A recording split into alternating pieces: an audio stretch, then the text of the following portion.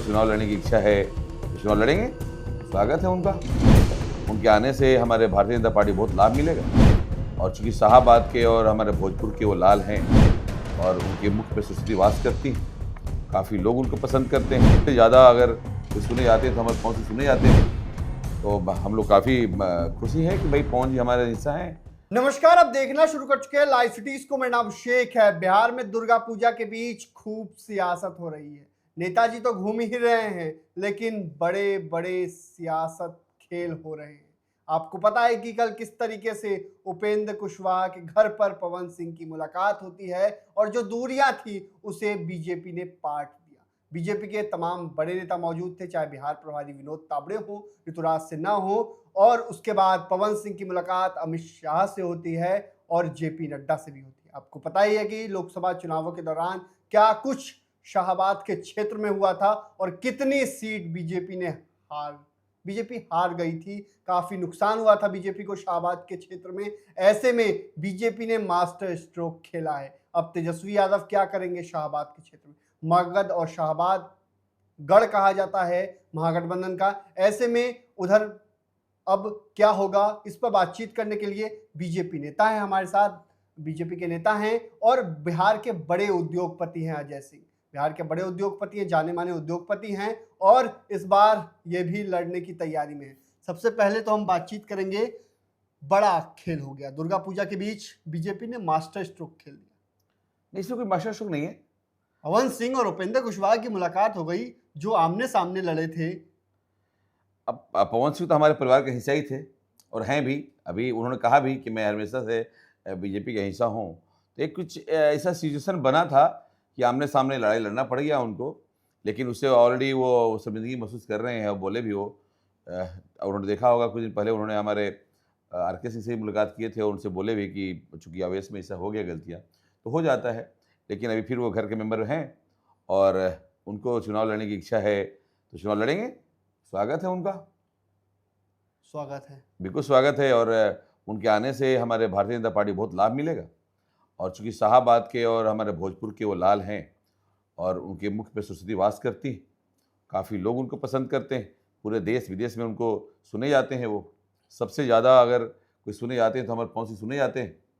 तो हम लोग काफ़ी खुशी है कि भाई पवन जी हमारे हिस्सा हैं और पवन जी इस बार पूरे भाजपा का पूरे बिहार में प्रचार में हिस्सा लेंगे। प्रचार में तो हिस्सा लेंगे, लेकिन काफी नुकसान हुआ था लोकसभा चुनावों में।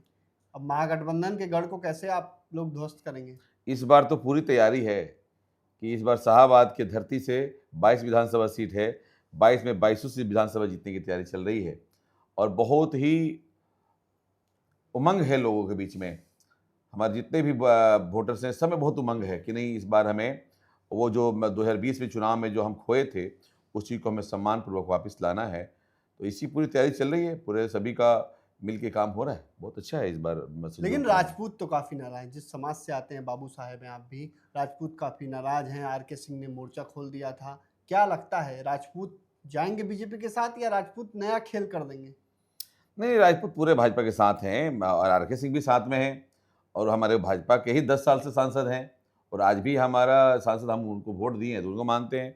तो चूँकि बीच में कुछ खटास बातें होते रहती हैं जिसकी वजह से नाराज़गी होती है, लेकिन अभी ऐसा कुछ नहीं है। अभी आप रिसेंटली उनको बयान आपने सुना होगा, बोले कि नहीं, मैं भारतीय जनता पार्टी का हिस्सा हूँ और रहूँगा।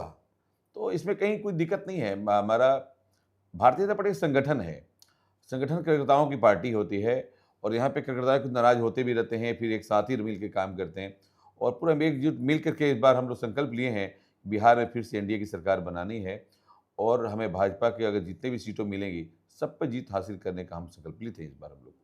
लेकिन जिस तरीके से पवन सिंह और उपेंद्र कुशवाहा की मुलाकात की हुई है, उससे कितना फायदा आप लोग को बीजेपी को मिलेगा? क्योंकि शाहाबाद के क्षेत्र में आप लोग हार जाते हैं, चाहे नहीं, विधानसभा चुनाव हो चाहे लोकसभा चुनाव। तो चुनाव तो जीत हार के लिए लगा हुआ है, लेकिन प्रयास करते हैं हम लोग। चूँकि पवन सिंह जी हमारे हिस्सा थे और कुछ कारणों से इधर से उधर बातें हो गई थी और स्वाभाविक है, उनके चुनाव लड़ने से काफ़ी नुकसान हुआ था, सबको स्वीकार करता है। चूँकि उनको काफ़ी काराकाट लोकसभा में काफ़ी उनको मत मिला था एक निर्दलीय चुनाव के तौर पे। तो चूँकि वो बीचों में लोकप्रियता है उनकी, तो उसको हम इनकार नहीं कर सकते और अच्छे भी हैं और हमारे इसीलिए तो जोड़ा जा रहा है। पार्टी हमारे सभी उन जो भी हमसे नाराज़ है, खफ़ा है, उन सबों को पूछ करके उनको जोड़ रही है और अच्छा काम है। हमें चूँकि भारत अगर अच्छा बनाना है, एकता में लाना है, तो सबको लेके चलना ही पड़ेगा साथ में। आपके क्षेत्र में विधायक जी का काफ़ी विरोध है, वीडियोस काफ़ी वायरल होते हैं, काफ़ी विरोध देखने को मिल रहा है, काम नहीं किया गया है। बड़हर्रा विधानसभा की बात कर रहे हैं। अब बड़हरा में चूँकि हमारे पहले जो हमारे विधायक जी हैं, वो पूर्व में आरजेडी के विधायक हुआ करते थे। तो 2020 में उनको भाजपा में शामिल हुए थे और उनको भाजपा से टिकट मिला था। लेकिन ख़ासा नाराज़गी जनता में देखने को मिल रहा है, हमने देखा है, हम भी क्षेत्र में भ्रमण करते हैं। बाढ़ में तो ऐसी स्थिति थी कि आपने जो मदद की वो तो हमने देखा भी, और किस तरीके से आप नाव से उस पार चले गए, जहाँ कोई नहीं गया वहाँ आप पहुँच गए। तो चूँकि मैं तो सेवक हूँ, मैं एक सेवा के तौर पे हर जगह जाता हूँ मैं और जनता के बीच रहता हूँ, मेरा काम रहता है, मेरा दायित्व है और मेरा कर्तव्य भी है कि अपने लोग हम छोड़ नहीं सकते।